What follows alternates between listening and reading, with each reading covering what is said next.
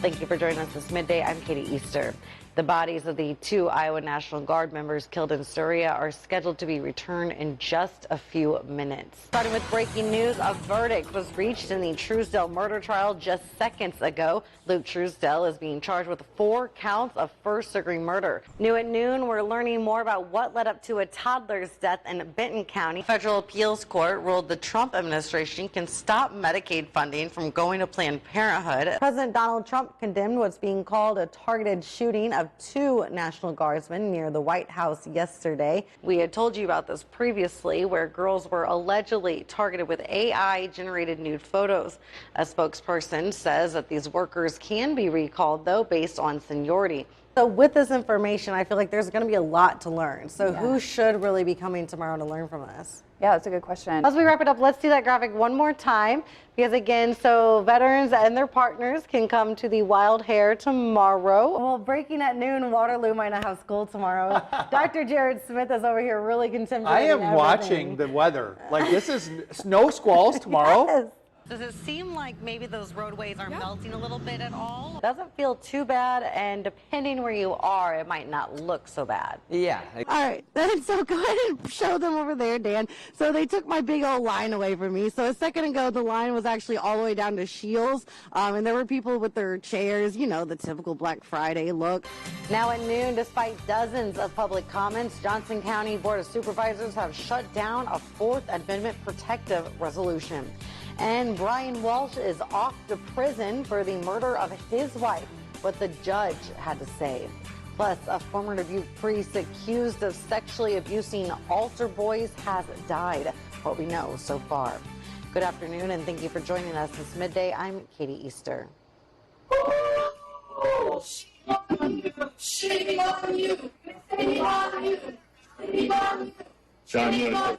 Yes.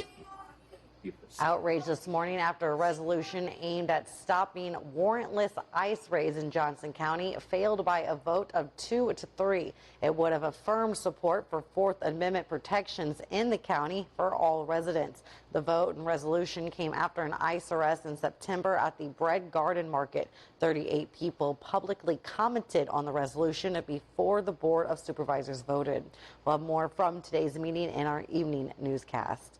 Leo Riley, a former Iowa priest accused of sexually abusing boys, has died. The Diocese of Venice in Florida confirmed Riley passed away on Tuesday in Punta Gorda at age 69. Riley served at the Church of Resurrection Parish in Dubuque in the mid-1980s. He moved to Florida in the 2000s. Last year, several men here filed lawsuits against him, accusing him of sexual abuse during his time in Dubuque. That case was dismissed after his attorney argued statutes of limitations. However, Riley was facing charges in Florida for separate allegations. Funeral plans are not yet set, and the diocese will share details when available. Let's go and turn now to our eastern Iowa weather. Here's a live look outside at the current conditions in Iowa City. That's from our camera there on the University of Iowa campus, and looks like snow is gone almost. Let's hand it over to Storm Alert Weather 7 meteorologist Brennan Libby. Well, new at noon, we're working to find out what's happening in Poweshiek County. The sheriff's office says there's an active situation in Brooklyn, but adds there is no threat to the public. We'll share updates with you as they come in. A Dubuque man is facing 27 years in prison after pleading guilty to charges in a deadly hit and run. Court documents say 26-year-old Bailey Faw admitted to homicide by vehicle while intoxicated and driving while barred. Police say he hit 38-year-old Calissa Reeder in a crosswalk on Locust Street June 12th, then left the scene. Faw will be sentenced in February. Brian Walsh is going to spend the rest of his life in prison without parole for the murder of his wife, Anna Walsh.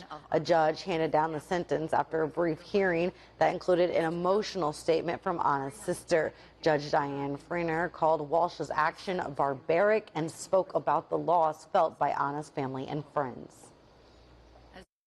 The most painful part of this loss is knowing her children must now grow up without their mother's hand to hold. They now face a lifetime of milestones, big and small, where her absence will be deeply and painfully felt. Walsh was convicted of killing Anna on January 1st, 2023, and also pleaded guilty to dismembering her body and misleading police. The manhunt for the gunman in the Brown University shooting continues. Investigators are now looking for a second person police say was in proximity of the person of interest. NBC's Aaron McLaughlin's in Providence, Rhode Island with the latest. Thank you for that. Well, funeral arrangements are still pending for two members of the Iowa National Guard killed in a surprise attack in Syria. Both of their bodies are now back on U.S. soil. Sergeants William Nate Howard and Edgar Torres Tovar were both honored with a dignified transfer ceremony yesterday. The ceremony was held at the Dover Air Base in Delaware just after 1 yesterday evening. President Trump, Governor Reynolds, and Senators Chuck Grassley and Joni Ernst were all in attendance. The news still hitting many people across the state hard, including members of law enforcement community. We spoke with the Tama County Sheriff, who is a family friend of Sergeant Howard's family. Howard's father is the Meskwaki Police Chief. The sheriff shared this perspective on the tragic loss. The soldiers will make the trip back here to Iowa, where more ceremonies and memorials will be held statewide. Flags remain at half staff until both are laid to rest. Well, we're learning more about the plans to revitalize a historic building in Waterloo known as the Battery Building. The City Council approved the sale of the building this week to a developer. It was the first built in 1912 and served a number of different purposes through the years, but it stood vacant for the last decade. Local leaders are excited to see that change. We also spoke with the developer about their plans to transform the structure. They hope to create a mixed-use building with retail space and 19 apartments, which they believe will have a big impact on our local economy. Developer Movin Khan says they are excited to be included in the revitalization of a historic building. The hope is to begin work in the next year and a half. U.S. consumers got some good financial news heading into the holiday season. Inflation eased last month, measuring at 2.7% compared to the year before. Officials at the Bureau of Labor Statistics say that's down from 3% in September and is the lowest the rate has been since July. The Consumer Price Index for October wasn't tallied due to the government shutdown. The U.S. military has announced another strike on a suspected drug boat that has killed 4 people. According to the U.S. Southern Command, intelligence confirmed the vessel was engaged in narco-trafficking operations and on a known trafficking route in the Eastern Pacific. The attack on Wednesday was described as a lethal kinetic strike on a vessel operated by a, quote, designated terrorist organization. Video released by Southern Command showed the boat being hit and erupting in flames and plumes of smoke. No U.S. military forces were harmed. Back here in Black Hawk County, the Gaming Association is awarding 8 grants to area projects. Nearly $1.3 million is being given out. Hawkeye Community College is getting $1 million to help renovate Butler Hall. Grants are also going to Allen Memorial Hospital, LaPorte City Library, the city of Sumner, and others. Now, this might look like your everyday cow, but actually, this is an influencer. Gucci is your average grass-eating cow, except he also loves donuts, bananas, and pup cups. Get him a pup cup, right? Owner Mason Corkery was given Gucci as a baby by the farmer he worked for. Since 2020, he hasn't gone anywhere without Gucci. We formed a bond. So his sister passed away, his twin sister. And so when that happened, I just decided, like, hey man, we're buddies now. So we started making videos when he was really little. I had no idea it was gonna blow up to what it did. Their adventures are being followed by more than 300,000 people on TikTok. I wanted to find my niche, my thing, my thing that was more unique to people, and I didn't see too many people in the agriculture industry, other than if there's a few people in Iowa that do some ag videos that do a phenomenal job, especially with educating. But I found my niche where it's like, I don't see anyone else running around with a cow, and going out in the public and stuff like that, so that's our thing. Their most famous adventures include tailgating at state games and taking milk shots at local bars.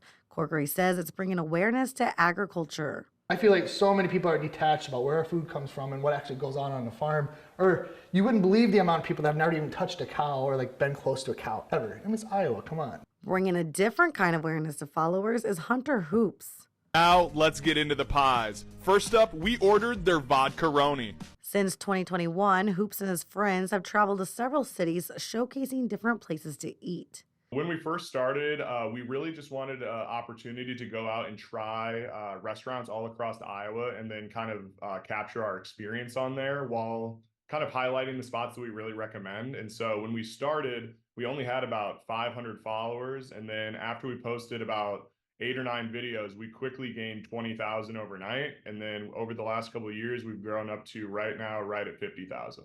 Cute little place. Let's go check it out.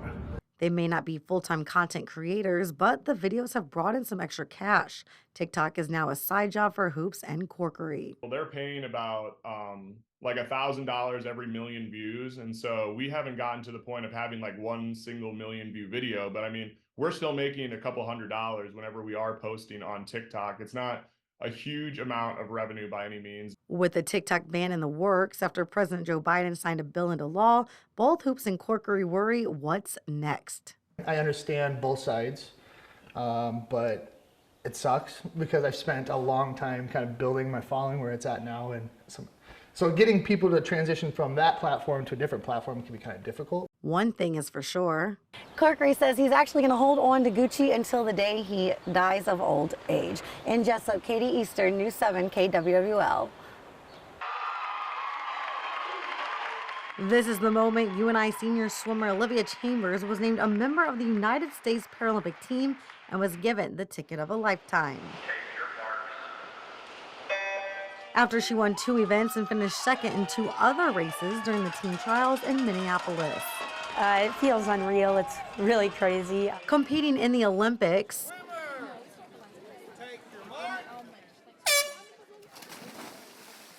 Go, Olivia. has been her goal since she started swimming at 4 years old. Go, Livy. Go, baby. Keep going. I know my mom put me in some lessons, and ever since then I just fell in love with the water and knew it was something I wanted to do. Chambers, who holds several world records as a para swimmer, makes the difficult sport look easy, but it hasn't always been that way. I began losing my vision at 16 years old, and for a year and a half all the doctors told me it would come back, and then I saw one doctor and we realized it was not going to come back, and so we still did a bunch of testing, and it wasn't until freshman year of college that they found the mitochondrial deletions. At 16 years old, a time when teenagers start driving, Chambers was quickly going blind. Her diagnosis, mitochondrial DNA deletion syndrome. It's really complicated. I'm still trying to learn, and we're still trying to figure everything out since it is so rare. There are just sections of my mitochondrial DNA that have been deleted. As everything in Chambers' life started changing, one thing did not. Something that stayed constant in my life when everything around me was changing, so it just kept me positive and kept me going when I was losing my vision. The end goal, competing on the biggest international stage. Olivia is a part of our team. She's somebody that we're going to support in whatever endeavor she wants to go down. And for me personally, having an athlete that wants to go achieve a goal, we're not gonna stop them, and that applies to all of them. We're going to try to put all of the team in a position where they can achieve the things that they want to achieve. The fact that it's actually happening, it hasn't really hit yet, but I'm super excited. I've achieved my dreams, and when I did start to lose my vision, I was losing hope, and now that something good has come from it, it feels great. Katie Easter, News 7 KWWL.